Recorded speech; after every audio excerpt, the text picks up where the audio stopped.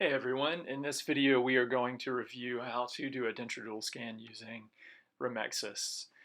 It can be very difficult or almost impossible to merge intraoral scans of edentulous arches with a CBCT scan, so using this method we can accurately and predictably merge the denture as well as the intaglio surface, which acts as the tissue surface, so that we can plan implant cases and even make surgical guides. In the photograph, we can see a denture with radiographic markers.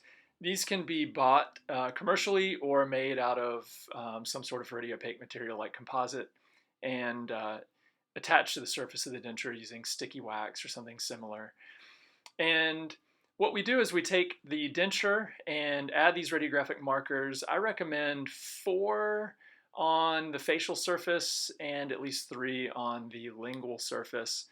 And then using that denture, we put it on a model bed scanner or a stack of styrofoam blocks on our CBCT unit and take a CBCT radiographic image using the model scan settings recommended by your CBCT scanner, whether it has a model scan setting or whether or not there are recommended KVP and time settings for a model scan.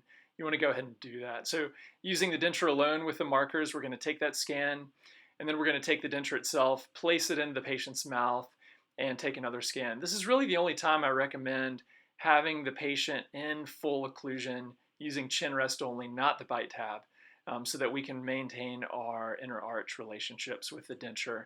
So we're going to take those 2 scans, one with the denture only on the model bed scanning setting, and then one with the denture in the mouth, taking a normal patient CBCT. We definitely want to go ahead and open up our first scan of the denture only, and what we're looking for is an image kind of like this, really high quality 3-dimensional volumetric rendering of the denture. We can play with the threshold setting in order to find the kind of place where you think the artifact is really reduced. We're going to definitely see artifact usually off the radiographic markers, but we want to make sure that we're not seeing too much artifact on the surface of the denture scan, especially the intaglio surface. So usually I find the most artifact around the posterior flange of the denture, whether it's maxillary or mandibular. So usually I'm going to look at that area when I'm playing with the threshold settings. Once we have a scan rendering that we're happy with, then we can go ahead and feel comfortable to export that as a STL volume rendering. So we're going to go up to File, Export, and then Export Volume as STL. And it's going to give you this image. We can crop this image. You can grab a square or rectangle around the image and cut off some of the scatter artifact if you want to. And the most important thing is you got to make sure that whatever the rendering looks like as you're exporting it is going to be what you get. So make sure that as you're doing the export that you're happy with the volume rendering. Save this somewhere you can find it on the desktop or something like that.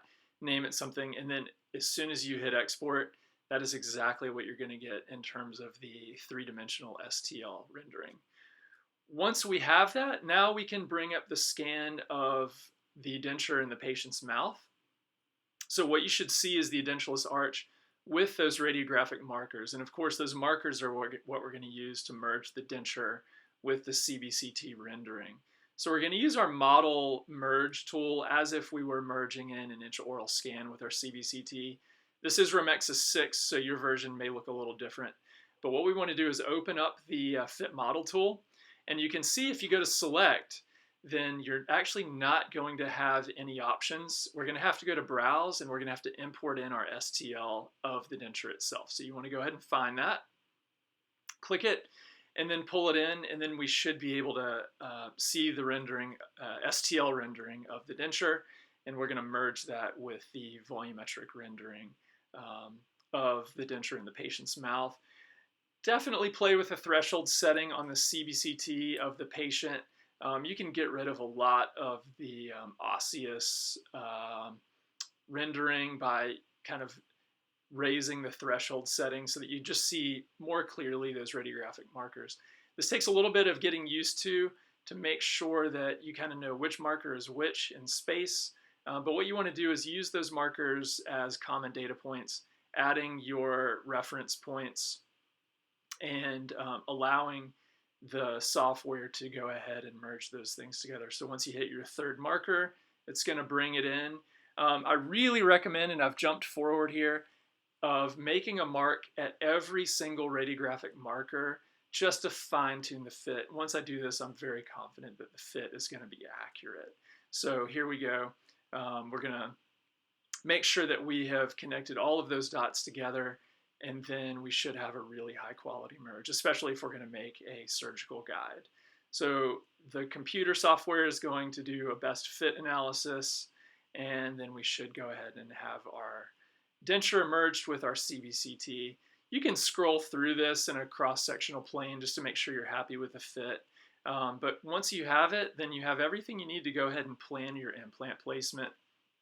For an overdenture case or something like that, it can be really nice because we can see where the emergence of the implants is going to be relative to the denture, so that we have prosthetic space. And once you have your implants and your guide sleeves attached, then you really do have everything that you need to go ahead and jump in and make a surgical guide. We'll do that in a different video, but in terms of the process of doing your dual scan and merging that with the software, and making sure that we have the denture as a reference for implant planning, those steps are included. Again, you may have a slightly different version of Romexis. It may look a little different, but the overall process is pretty much the same. Thanks a lot.